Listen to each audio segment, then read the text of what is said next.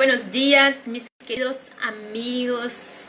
Volvemos con la lectura del libro de los Mediums, escrito por Allan Kardec y por los espíritus.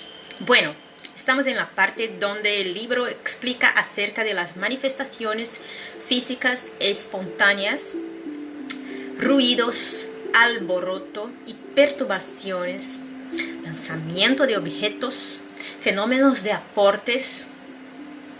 El libro nos dice lo siguiente. Los fenómenos que acabamos de describir son provocados, aunque algunas veces ocurren de forma espontánea, sin participación de la voluntad e incluso contra la voluntad, dado que con frecuencia se vuelven muy inoportunos por toda parte, lo que excluye la suposición de que esos fenómenos sean un efecto de la imaginación sobreexcitada por las ideas espíritas, es que se producen entre personas que jamás han oído hablar al respecto y en el momento en que menos lo esperaban. Esos fenómenos, a los que se podría denominar espiritismo práctico, natural, son sumamente importantes, pues no dan lugar a la sospecha de connivencia. Por eso recomendamos a las personas que se ocupan de los fenómenos espíritas que registren todos los hechos de ese género de los que tengan conocimiento, pero sobre todo que se verifiquen con cuidado su realidad mediante un minucioso estudio de las circunstancias a fin de asegurarse de que no son juguetes de una ilusión o de una mistificación. De todas las manifestaciones espíritas, las más simples y frecuentes son los ruidos y los golpes. En estos casos, sobre todo, es preciso resguardarse de una ilusión, ya que una gran cantidad de causas naturales pueden producirlos. El viento que silba o que agita un objeto, algún cuerpo que uno mismo mueve sin darse cuenta, un efecto acústico, un animal oculto, un insecto, etc. E incluso las travesuras de los bromistas de mal gusto. Por otra parte, los ruidos espíritas presentan un carácter particular y revelan una intensidad y un timbre muy variados, que los hacen fácilmente reconocibles e impiden que sean confundidos con los crujidos de la madera, con las crepitaciones del fuego, con el monótono tic-tac de un reloj. Se trata de golpes secos, ora sordos, débiles y suaves, ora nítidos, definidos, a veces retumbantes, que cambian de lugar y se repiten sin ninguna regularidad mecánica. De todos los medios de control, el más eficaz, el que no puede dejar ninguna duda respecto al origen del fenómeno, es la obediencia de éste a la voluntad de quien lo observa. Si los golpes se dejan oír en el lugar que uno les indica, si responden a nuestro pensamiento a través de la cantidad o el grado de intensidad, no podemos negarles una causa inteligente. Con todo, la falta de obediencia no siempre constituye una prueba en contrario. Admitamos ahora que, por medio de una comprobación minuciosa, se adquiera la certeza de que los ruidos o cualquier otro efecto son manifestaciones auténticas. ¿Será por eso racional que nos asustemos? Por cierto modo que no, pues en ningún caso representarían el menor peligro. Solo se ven afectadas de modo desagradable las personas que están convencidas de que esas manifestaciones son obra del diablo, como sucede con los niños a quienes atemorizamos con el hombre lobo o con el cuco. No obstante, debemos convenir en que esas manifestaciones adquieren en ciertas circunstancias, proporciones y una persistencia desagradables, de modo que provocan el deseo muy natural de desembarazarse de ellas. Es necesario que demos aquí una explicación al respecto. Hemos dicho que el objetivo de las manifestaciones físicas es llamar nuestra atención sobre algo y convencernos de la presencia de un poder superior al hombre. También dijimos que los espíritus elevados no se ocupan de ese tipo de manifestaciones y que se sirven de los espíritus inferiores para provocarlas, tanto como nosotros nos servimos de los criados para las tareas pesadas. Y eso con el fin que acabamos de señalar. Una vez alcanzado ese fin, la manifestación material cesa, porque ya no es necesaria. Uno o dos ejemplos permitirán comprender mejor la cuestión. Hace muchos años, al comienzo de mis estudios sobre espiritismo, estaba cierta noche ocupado en un trabajo relativo a esta materia cuando escuché golpes alrededor mío durante 4 horas consecutivas. Era la primera vez que me sucedía algo semejante. Constaté que los golpes no tenían ninguna causa accidental, pero en esta ocasión fue todo lo que pude saber. Por ese entonces mantenía contactos frecuentes con un excelente medium escribiente, de modo que al otro día interrogué al espíritu que se comunicaba por su intermedio acerca de la causa de aquellos golpes, a lo que me respondió: era tu espíritu familiar que deseaba hablar contigo. Pregunta: ¿qué quería decirme? Respuesta: pues puedes preguntárselo tú mismo, pues está aquí. Interrogué al espíritu, que se dio a conocer con un nombre alegórico. Supe más tarde, a través de los espíritus, que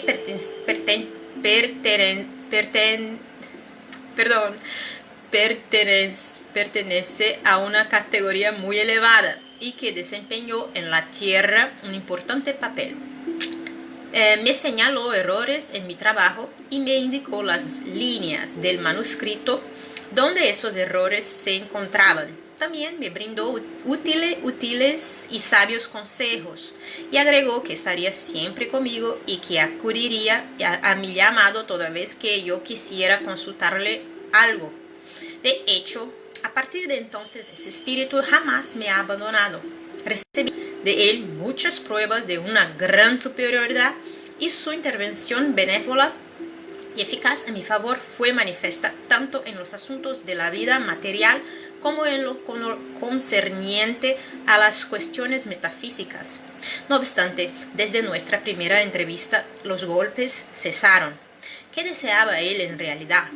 Ponerse en comunicación regular conmigo, y para eso necesitaba avisarme. Toda vez que el aviso fue entregado y explicado y que se establecieran las relaciones regulares, los golpes eran inútiles y por esa razón cesaron. No se toca más el tambor para despertar a los soldados cuando ya están en pie. Un hecho casi similar ocurrió con uno de nuestros amigos. Hace algún tiempo que se producían en su cuarto ruidos diversos que se volvieron muy molestos. Cuando se le presentó la ocasión de interrogar al espíritu de su parte, a través de un medium escribiente, nuestro amigo supo que querían de él, hizo lo que se le encomendó y a partir de entonces no escuchó más ruidos. Debemos señalar que las personas que disponen de un medio regular y fácil de comunicación con los espíritus solo muy raramente presencian manifestaciones de ese género, lo que es comprensible. Las manifestaciones espontáneas no siempre se limitan a ruidos y golpes, sino que algunas veces degeneran en un verdadero alboroto y en perturbaciones. Muebles y objetos diversos son derribados, proyectiles de todo tipo son arrojados desde afuera hacia adentro, puertas y ventanas son abiertas y cerradas por manos invisibles, los vidrios y las ventanas son quebrados y todo eso no puede ser atribuido a una ilusión. Muchas veces el desorden es real, pero en otras ocasiones solo es aparente. Se escucha un estruendo en el cuarto contiguo, el ruido de la vajilla se cae y se rompe estrepitosamente, trozos de leña que ruedan por el piso. Las personas de la casa acuden presurosas, pero encuentran todo tranquilo y en orden. No obstante, tan pronto como se retiran del lugar, comienza nuevamente el alboroto. Las manifestaciones de este género no son raras ni nuevas, y hay pocas crónicas locales que no contemplen alguna anécdota de esa naturaleza. No hay duda de que el miedo ha exagerado muchas veces algunos hechos que, al pasar de boca en boca, alcanzaron proporciones extraordinariamente ridículas. Con la ayuda de la superstición, se ha considerado que las casas donde se producen estos fenómenos son frecuentadas por el diablo y que ahí han resultado todos los cuentos maravillosos o terribles sobre aparecidos. Por otro lado, la ruindad no dejó pasar tan buena ocasión para explorar la credulidad, así siempre en beneficio de sus intereses personales. Además, comprendemos la impresión que esos hechos, incluso dentro de los límites de la realidad, pueden producir en caracteres débiles y predispuestos a través de la educación a cultivar ideas supersticiosas. El medio más seguro de prevenir los inconvenientes que pudieran generar, ya que no es posible impedir que ocurran, consiste en dar a conocer la verdad. Las cosas más simples se vuelven aterradoras cuando ignoramos su causa. Cuando todos se hayan familiarizado con los espíritus y las personas a quienes estos se manifiestan ya no creen que los persigue una legión de demonios, nadie les temerá. En la revista espírita puede leerse la narración de numerosos hechos auténticos de este género, entre otros la historia del espíritu golpeador de Bergsavern, cuyas travesuras duraron más de 8 años.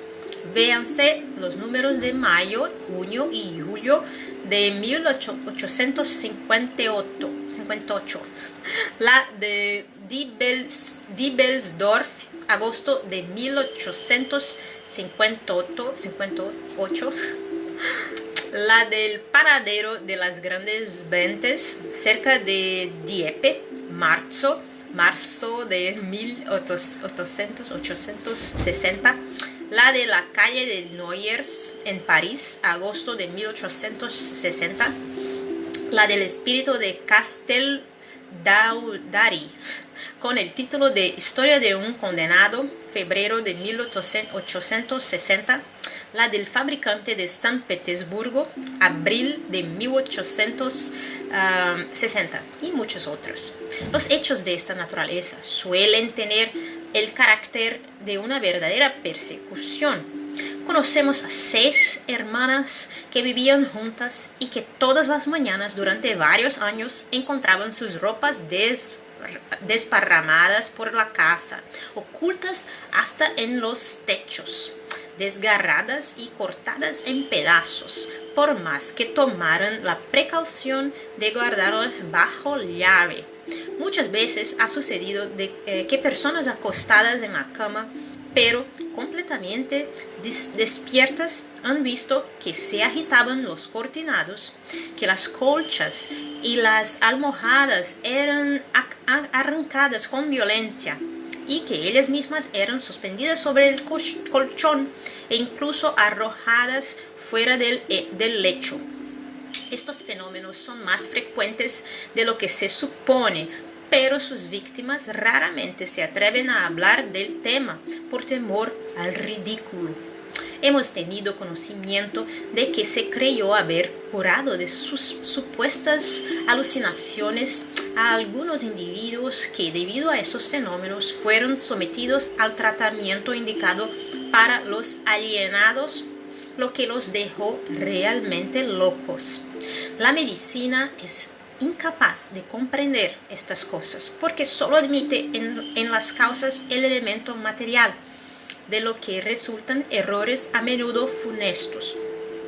Algún día la historia describirá ciertos tratamientos del siglo XIX del mismo modo que hoy se narran algunos procedimientos de la Edad Media.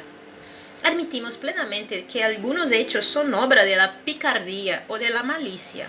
No obstante, si después de todas las comprobaciones quedara demostrado que no son fruto de la acción del hombre, será preciso admitir que son obra del diablo, como dicen algunos, o de los espíritus, como decimos nosotros. Pero, ¿de qué espíritus? Los espíritus superiores, del mismo modo que entre nosotros los hombres rectos y serios no se entretienen haciendo alboroto. Muchas veces hemos evocado a los espíritus golpeadores para preguntarles por qué motivo perturban así la tranquilidad de las personas. La mayoría de ellos no tiene otro objetivo más que divertirse. Son espíritus frívolos más que malos. Se ríen del terror que provocan y de las investigaciones inútiles que realizamos para averiguar la causa del tumulto. Suelen ensañarse con un individuo al que se complacen en molestar y lo persiguen de casa en casa. Otras veces se apegan a un lugar sin otro motivo que su capricho. También en ocasiones hacen todo eso por venganza, como tendremos oportunidad de ver.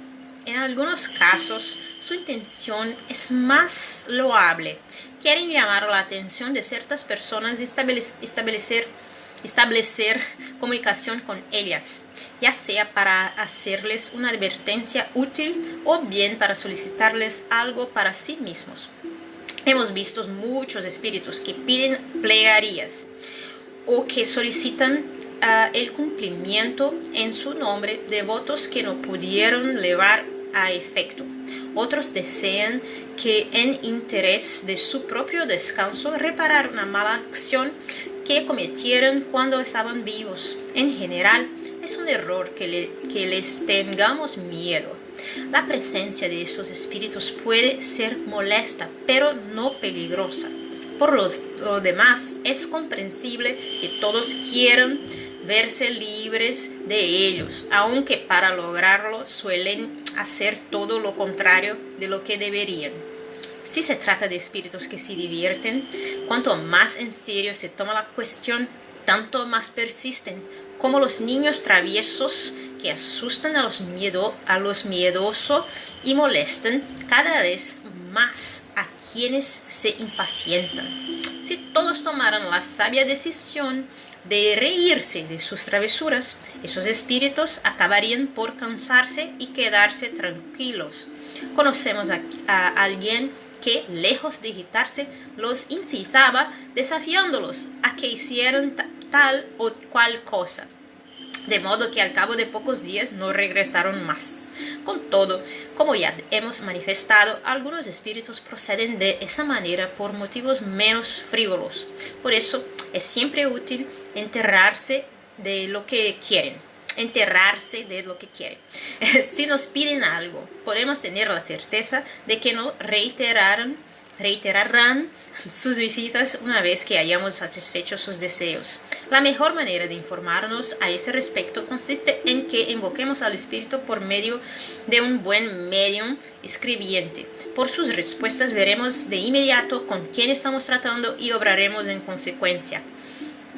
Si se trata de un espíritu desdichado, la caridad exige que le dispensemos las atenciones que merece. Si es un bromista de mal gusto, podemos obrar para con él sin miramientos. Si es un malévolo, debemos rogar a Dios que lo vuelva mejor. Cualquiera que sea el caso, la plegaria siempre da buenos resultados. En cambio, los espíritus se ríen de las solemnes fórmulas de exorcismo y no las toman en cuenta para nada. En caso de que se entre en comunicación con ellos, hay que desconfiar de los calificativos burlescos o atemorizantes de que algunas veces se dan a sí mismos para divertirse a costa de los incrédulos. Volveremos a tratar con mayores detalles de este asunto, así como las causas que a menudo hacen que las plegarias resulten ineficaces, en los capítulos sobre los lugares donde se manifiestan los espíritus y sobre la obsesión. Aunque llevados a cabo por espíritus inferiores, esos fenómenos son provocados a menudo por espíritus de un orden más elevado, con el fin de demostrar la existencia de seres incorporales, así como de un poder superior al del hombre. La repercusión de que esos hechos tienen e incluso el temor que causan llaman la atención y acabaron por abrir los ojos de los más incrédulos. Estos encuentran más sencillo considerar tales fenómenos como producto de la imaginación, explicación muy cómoda y que exime de otras. No obstante, cuando los objetos son desparramados por todas las partes o arrojados a la cabeza de alguien, solo una imaginación muy complaciente podría creer que esas cosas son reales, supone que no lo son. Desde que se nota un efecto cualquiera, este tiene necesariamente una causa. Si una observación fría y tranquila nos demuestra que ese efecto es independiente de toda voluntad humana y que cualquier causa material y si además nos ofrece señales evidentes de inteligencia y de voluntad libre, lo que constituye la señal más característica, forzosamente debemos atribuirlo a una inteligencia oculta.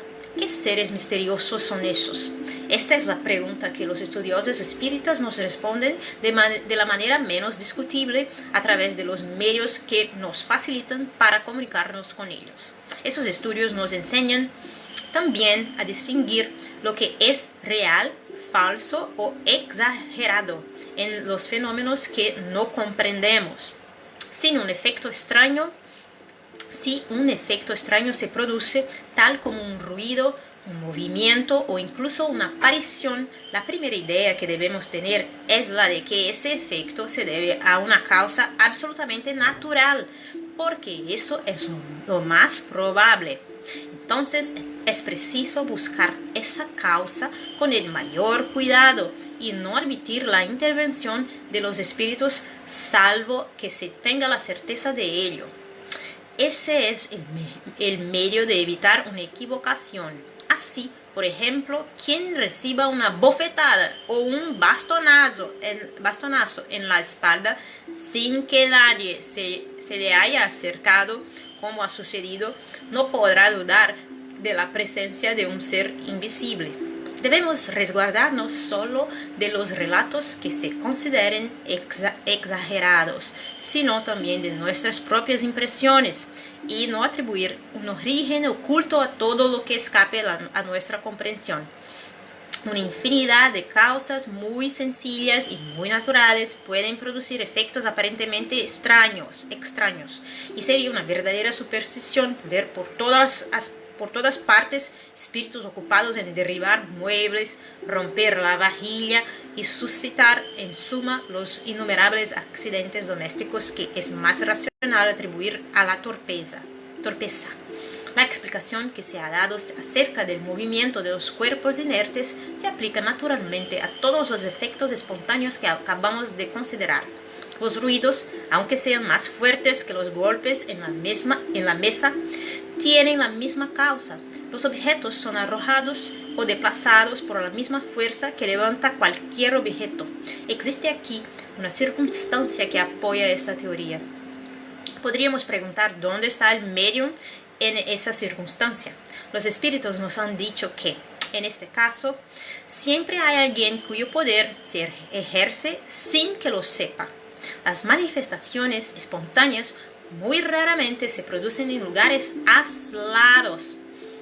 casi siempre tienen lugar en casas habitadas y debido a la presencia de ciertas personas que sin quererlo ejercen una influencia. Esas personas son auténticos mediums que ignoran sus facultades, a quienes denominamos por esa razón mediums naturales. Son en relación con los demás mediums lo que los sonámbulos naturales son en relación con los sonámbulos magnéticos y merecen que se los estudie tanto como a aquellos. La intervención voluntaria o involuntaria de una persona dotada de una aptitud especial para producir esos fenómenos parece ser necesaria en la mayoría de los casos, si bien existen aquellos en los que el espíritu parece actuar por sí solo. Con todo, incluso en esos casos, él podría tomar el fluido animalizado de una persona que estuviera en otra parte sin que se halle presente en el lugar del fenómeno. Esto explica por qué los espíritus que nos rodean permanentemente no provocan perturbación a cada momento. En primer lugar, es preciso que el espíritu quiera, que tenga un objetivo, un motivo, pues de lo contrario no hace nada. En segundo lugar, casi siempre hace falta que encuentre precisamente en el lugar donde se propone actuar a una persona apta para secundarlo, coincidencia que rara vez ocurre. Si esa persona aparece en forma inesperada, el espíritu se servirá de ella. No obstante, aunque todas las circunstancias sean favorables, aún así el espíritu podrá verse impedido por una voluntad superior que le impedirá actuar conforme a su voluntad. También es posible que solo se le permita hacerlo dentro de ciertos límites. Y en caso de que esas manifestaciones sean consideradas útiles, sea como medio de convención o bien como prueba para la persona que es objeto de esas acciones. Al respecto, solo citaremos el diálogo provocado a raíz de los hechos ocurridos en junio de 1860 en la Rue de Noyers, en París. Los detalles se encuentran registrados en la Revista Espírita de agosto de ese mismo año. A San Luis. Pregunta: ¿tendrías la bondad de decirnos si son reales los hechos que, según dicen, han ocurrido en la Rue de Noyers? Respuesta: en cuanto a que sean posibles, no tenemos duda. Bueno, esta no es la respuesta, es la pregunta. La respuesta viene a seguir. Si esos hechos son reales, aunque la imaginación de los hombres los haya exagerado, sea por temor o por ironía, con todo, vuelvo a repetirlo, son reales. Estas manifestaciones son provocadas por un espíritu que se divierte un poco a costa de los habitantes del lugar. Pregunta: ¿hay en la casa alguna persona que sea la causa de esas manifestaciones? Respuesta: esas manifestaciones siempre son causadas por la presencia de la persona a la que se acata. El espíritu perturbador se enoja con el habitante del lugar donde él se encuentra. Entonces trata de hacerle maldades e incluso se propone obligarlo a que se mude. Pregunta: lo que preguntamos es si entre los habitantes de la casa existe alguno que cause esos fenómenos con la influencia mediúmnica espontánea e involuntaria.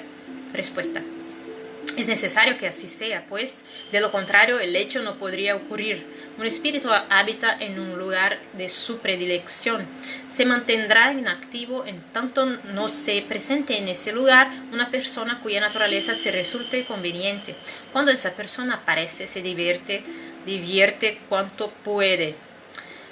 Pregunta: ¿es indispensable que dicha persona esté presente en ese lugar? Respuesta: es el caso más común y es lo que acontece en el hecho que habéis citado. Por eso dije que de lo contrario el hecho no habría podido ocurrir. Sin embargo, no pretendí generalizar.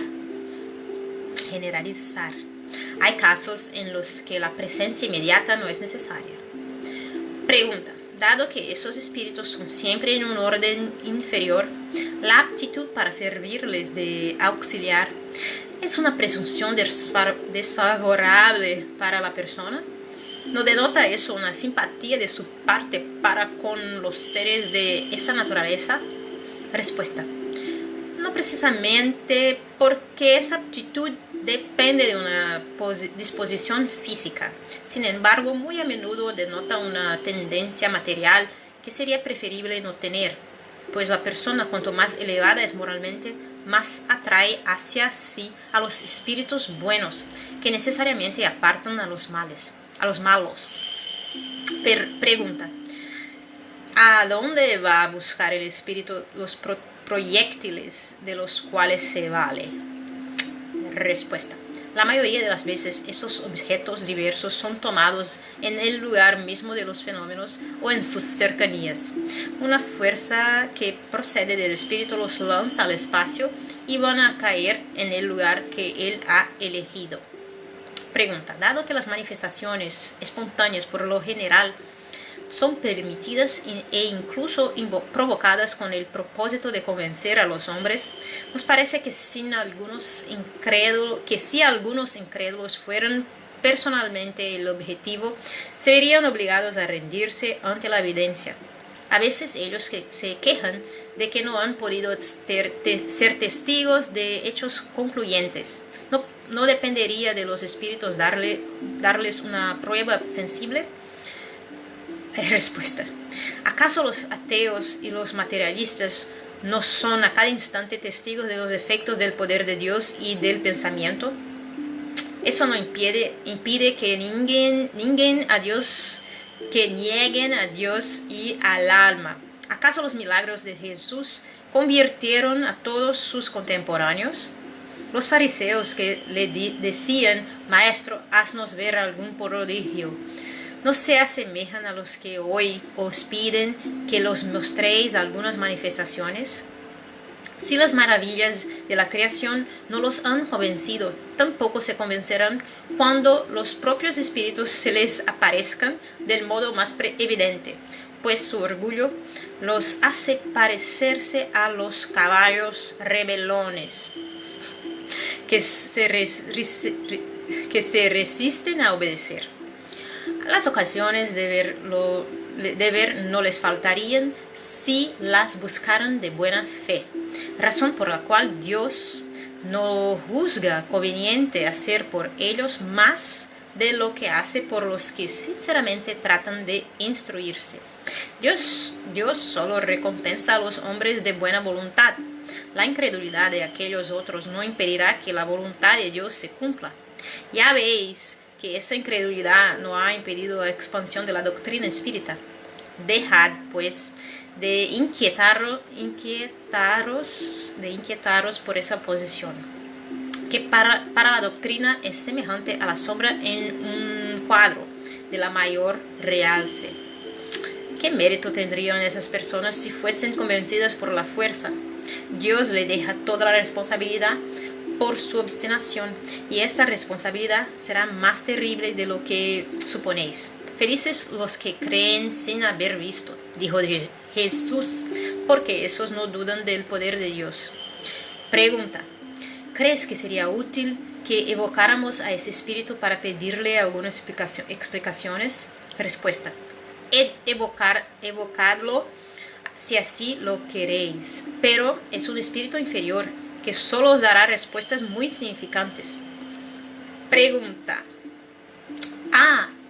ahora es el diálogo con el espíritu perturbador de la rue de Noyer.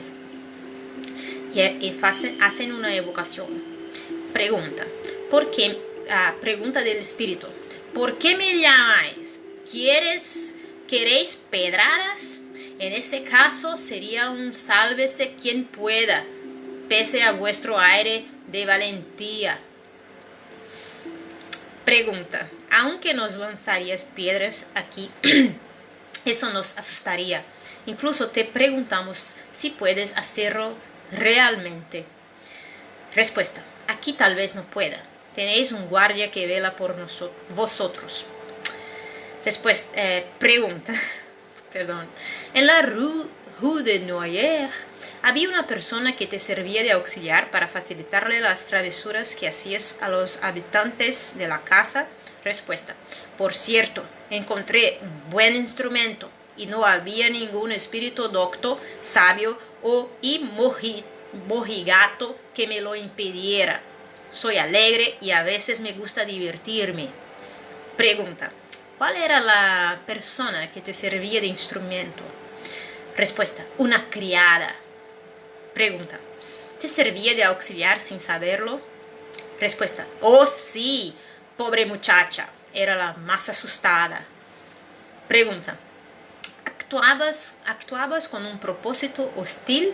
Respuesta: yo no tenía ningún propósito hostil, pero los hombres que se adueñan de modo sabrán aprovecharse de lo sucedido. Pregunta: ¿qué pretendes decir con eso? No te comprendemos.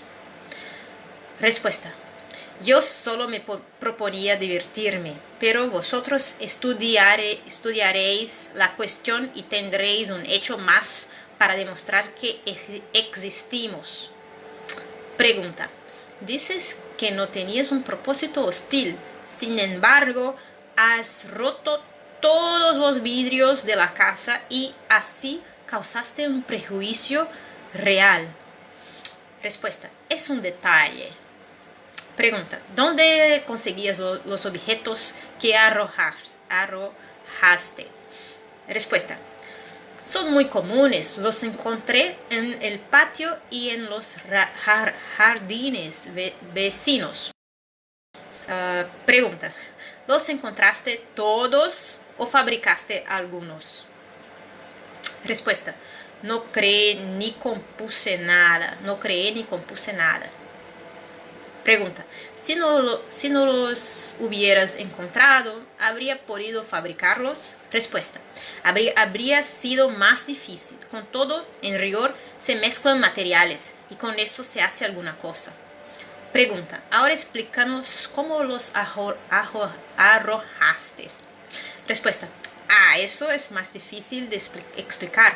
Me serví de la naturaleza eléctrica de esa muchacha y la junté con la mía, que es menos material. De esa manera ambos pudimos transportar los diversos materiales.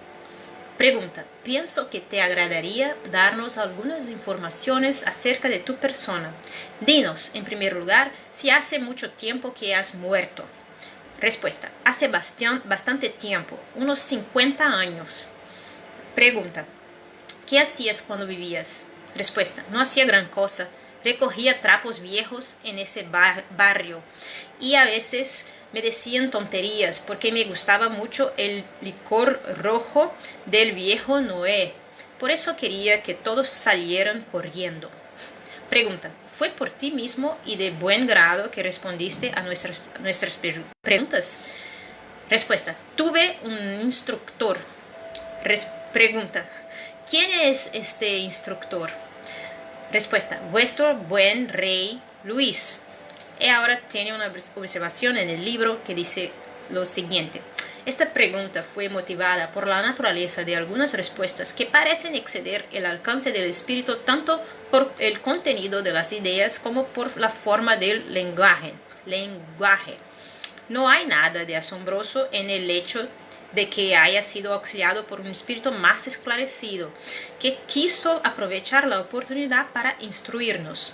Este es un hecho muy común, pero lo que constituye una particularidad notable en esta circunstancia es que la influencia del otro espíritu se hizo sentir en la escritura misma.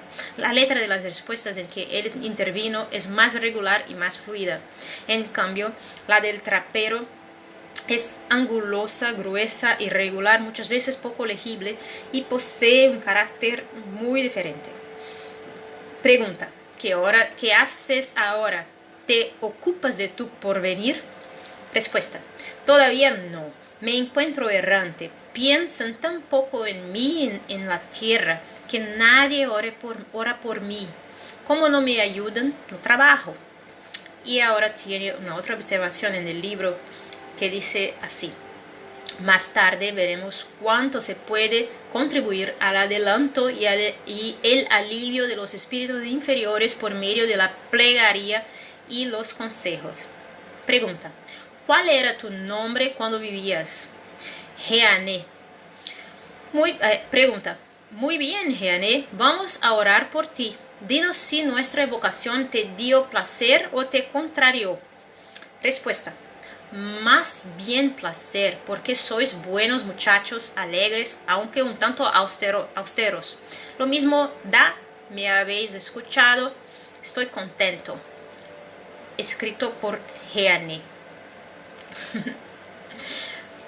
Bueno, terminamos nuestra lectura de hoy. Espero que lo estés disfrutando tanto cuanto yo. Dios los bendiga a todos.